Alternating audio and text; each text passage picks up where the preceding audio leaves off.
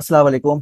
कैसे हैं सब लोग? उम्मीद है आप लोग खैरियत से होंगे। आज की इस वीडियो में हम दसर्ल्ट कंपनी लिमिटेड और SEARL इसको हम एनालाइज करेंगे। एनालाइज करने के लिए जो हम टाइम फ्रेम यूज़ करेंगे वो आवर्ली, डेली और वीकली चार्ट्स होंगे। ठीक है। दसर्ल्ट की हमने एक ट्रेड कॉल बताई थी जब ये इस वक्त 46.5 46.7 के करीब था। ठीक है। यहाँ से एक्सपेक्टेड ये था कि ये सपोर्ट ले। इसकी रीज़न ये थी कि ये जगह अगर अर्ली चार्ट पे हम देखते हैं तो अर्ली चार्ट पे ये अप ट्रेंड पे तो था, लेकिन ये कंटिन्यूसली EMA 20 ब्रेक करके EMA 50 के पास आता था और फिर यहाँ से रिबाउंड होके ऊपर जाता था और EMA 20 ब्रेक करके देन अगेन EMA 50 से ये सपोर्ट ले रहा था कंटिन्यूसली। ठीक है। अभी देखें इसने EMA 50 से सपोर्ट दिया और ये ऊपर गया। एक्सपेक्टेड यही था कि जो है ना ये EMA 50 से ये सपोर्ट लेगा, लेकिन इसने जो है ना EMA 50 ब्रेक कर दिया। तो अब इसका सीन ये है कि ये शॉर्ट टर्म की बिल्कुल मैं बात कर रहा हूँ, जो मंडे को हो सकता है ऐसा हो कि ये EMA 50 क्योंकि इसने ब्रेक कर दिया तो अपने नेक्स्ट EMA के पास जाए जो कि EMA 100 है। और ये कोई 45 पॉइंट समथिंग पे ये सपोर्ट ले सकता है। ठीक है। 45.5 45.6 के करीब ये सपोर्ट ले सकता है और यहाँ से इसको इसको फर्दर इसको ब्रेक नहीं करना चाहिए। ठीक है। तो क्यों इस तरह से ये नीचे जा सकता है? क्योंकि इसने EMA 50 ब्रेक कर दिया। ठीक है। जब ये EMA ब्रेक करता है तो फिर चांसेस यही होते हैं कि यहाँ से रिवर्स हो। ठीक है। अच्छा, मैं अब इसका डे ग्राफ देखता हूँ। अगर डे ग्राफ देखूँ तो डे ग्राफ में ये जो इसका EMA 100 था यहाँ से ये रेजिस्ट हुआ और रेजिस्ट होके नीचे गया, देन अगेन रेजिस्ट हुआ और फिर उसके बाद ये फर्दर ये डाउन जा रहा है। और ये डाउन जाएगा तो जो इसको सपोर्ट लेगा, तो ये जो इसका EMA 50 है ये इसको सपोर्ट देगा। ठीक है। ये मैं डे के ग्राफ की बात कर रहा हूँ और डे का ग्राफ कुछ इस तरह से बिहेव करेगा या इस तरह से मूव करेगा। ठीक है। और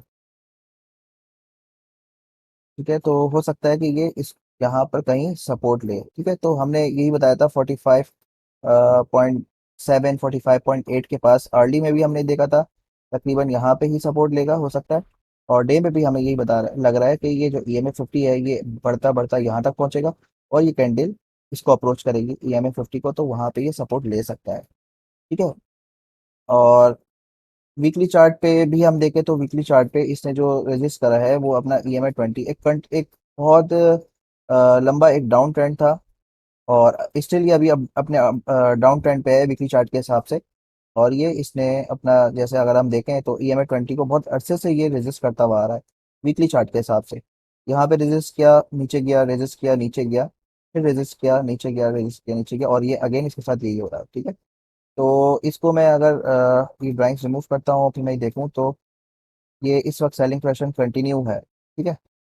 ये तो हो गया। अब हम अगर मंथली चार्ट को देखें तो मंथली चार्ट के हिसाब से ये अपने सपोर्ट से ही रिबाउंड हुआ तकरीबन।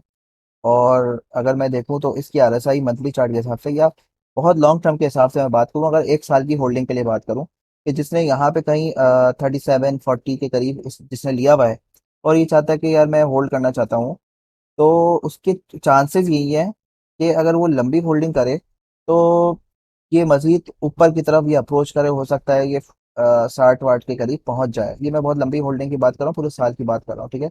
और अगर मैं इसकी कैंडल वॉल्यूम पे देखूं तो इस मंथ जो जुलाई का मंथ है इसमें कोई 60 मिलियन का इसमें वॉल्यूम आया है, जो कि अगर मैं पिछली हिस्ट्री देखूं तो पिछली हिस्ट्री में सबसे ज़्यादा इसमें वॉल्यूम है। ठीक है। 2007 से लेकर 2023 तक इसमें सबसे ज़्यादा वॉल्यूम आप देख सकते हैं कि जुलाई के मंथ में आया है। इसका मतलब है इसमें कंटिन्यूस बाइंग अभी इस वक्त आ रही है। इस मंथ बाइंग की कैंडल है और जब बाइंग की कैंडल है तो उम्मीद यही है कि अगस्त में भी इसमें बाइंग प्रेशर आए। और जब अगस्त में बाइंग प्रेशर आएगा तो इसमें अगेन एक क्योंकि ये मंथली चार्ट है, मंथली चार्ट में एक कैंडल एक मंथ के बराबर होती है, तो हो सकता है कि नेक्स्ट मंथ भी ये ऊपर की तरफ जाए। और MACD भी इस वक्त जो है ना इसका जो डाउन ट्रेंड है ये वीक होता जा रहा है, यानी कि मंथली पे ये अपने अप ट्रेंड को पे की तरफ आ रहा है। RSI भी इसकी काफ़ी ओवरसोल्ड है जो कि ऊपर की तरफ जाना चाह रही है और इसका ऑसिलेटर भी ऊपर की तरफ जाना चाह रहा है। इसका मतलब ये है कि अगर लॉन्ग होल्डिंग रखें, लॉन्ग होल्डिंग से मैं उनको मैं मुखातिब करना चाहूँगा जिनके पास शर्ट बहुत हाई रेट पे लाइक 60 70 पे है। तो उनके लिए ये गुड न्यूज़ है कि हो सकता है कि ये थोड़ी लॉन्ग अगर आप होल्ड करें तो ये सर्ट जो है मिनिमम जो है 60 65 प्लस को ये अप्रोच कर सकता है long term point of view से। ठीक है। और अगर मैं शॉर्ट टर्म की मैं बात करूं तो शॉर्ट टर्म मैंने यही बताया कि इसको उसूलन यहाँ पर सपोर्ट लेना चाहिए 45 से लेके 45.5। ठीक है।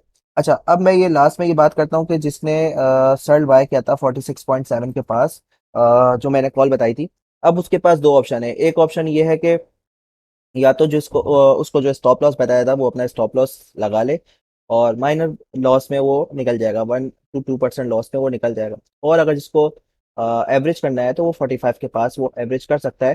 चांसेस यही है कि वहां से उसको प्रॉफिट मिल जाए। ठीक है।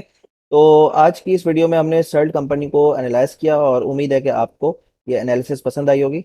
अब तक के लिए इतना ही। अल्लाह हाफिज़।